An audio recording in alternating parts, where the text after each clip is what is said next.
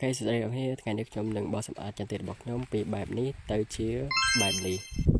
តោះចង់ដឹងទស្សនាទាំងអស់គ្នាហើយនេះគឺជាសកម្មភាពរបស់ខ្ញុំដែលខ្ញុំកំពុងតែទាញបែបចន្ទៈដល់គ្នាទាញបែបចន្ទៈឲ្យបានខ្ញុំយកកំបិតកាប់អាប្រភេទស្មៅឬក៏ប្រភេទដើមឈើដល់គ្នាធ្វើការខ្ញុំធ្វើការបោះសម្អាតវាសិនធ្វើការទាញដាំដលងផងដាំដលងអាដលងចាស់ចាស់វាតែវាងាប់អស់ហើយនេះវាអត់នៅរស់ទេចឹងហើយយើងយកទៅដុតចោលយើងយកទៅដុតនៅវាលយើងអាចដុតនៅក្រោមហ្នឹងបានទេបើសិនជាយើងដុតនៅក្រោមហ្នឹងវាអាចប៉ះពាល់ដល់ចន្ទិរបស់យើងនេះឥឡូវនេះខ្ញុំធ្វើការអូសវាយកទៅចោលនៅវាលនេះឲ្យឆ្ងាយពីដើមចន្ទិខ្ញុំអូសហើយខ្ញុំយកទៅចាក់ចោលហ្នឹងបន្ទាប់ពីខ្ញុំចាក់ចោលហើយខ្ញុំក៏ដើរមកវិញកាន់កំបិតមួយបាទធ្វើជាបាទកាប់អាប្រភេទស្មៅហើយនឹងដើមឈើបាទត្រួសសម្អាតវា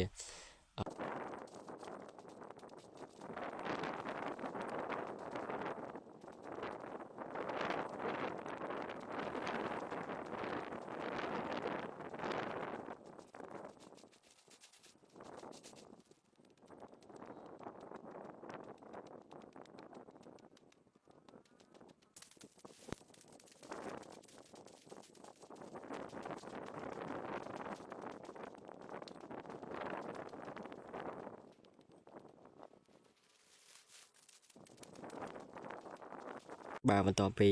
យើងត្រួសអស់រយៈពេលច្រើនមកឥឡូវនេះក៏យើងធ្វើការប្រមូលវាយកទៅចាក់ចោលម្ដុំដើម្បីទុកដុតអ្នកនេះយើងប្រមូលឲ្យឆ្ងាយពីដើមចន្ទិយកទៅចាក់ចោលនៅកន្លែងវាលកាច់បេនយកទៅចាក់ចោលកន្លែងបេនអ្នកនេះហើយបន្ទាប់ពីខ្ញុំចាក់ចោលហើយខ្ញុំក៏មកត្រួសសម្អាតដើម្បីយកអាប្រភេទបែកឈើយកអាប្រភេទស្មៅនឹងយកទៅចាក់ចោលទៀតឥឡូវខ្ញុំធ្វើការកាប់វាសិនจะធ្វើការជំរះសម្អាតវាសិនមុននឹងយើងទាញយកទៅចាក់ចោលនេះឥឡូវនេះខ្ញុំកំពុងតែធ្វើការយ៉ាងស្វិតស្វាញខ្លាំងមែនទែនបន្ទាប់ពីខ្ញុំកាប់វាជំរះហើយខ្ញុំក៏ប្រមូលដាំដលងដាក់នៅលើបែកឈើនោះដើម្បីឲ្យយកទៅដុតអ្នកនេះទៅដុតនៅកន្លែងបេនរបស់យើងនៅកន្លែងវាលឥឡូវនេះខ្ញុំកំពុងធ្វើការរើសអាបែកដលងនោះយកមកដាក់ពុកនៅលើដើមឈើដើម្បីយកទៅចាក់ចោលនេះបាទឥឡូវនេះយើងធ្វើការអូសយកទៅកន្លែងបេននេះបន្ទាប់ពីអូសហើយខ្ញុំធ្វើការផឹកទឹកវាសិនព្រោះហត់ពេកបន្ទាប់ខ្ញុំផឹកទឹកហើយខ្ញុំក៏មកប្រមូលដើម្បីយកទៅចាក់ចោលដើម្បីទុកដុតនេះ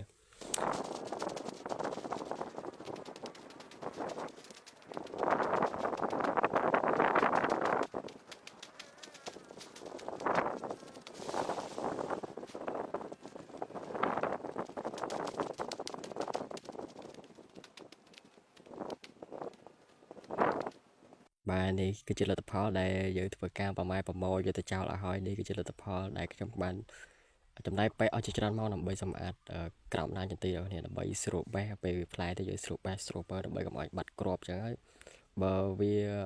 មានដើមឈើមានអីវាយកពិបាករើសពិបាកបេះធ្វើឲ្យវាបាត់គ្រាប់ទៅខាតយើងទៀតហើយខ្ញុំធ្វើការសម្អាតហើយបាទ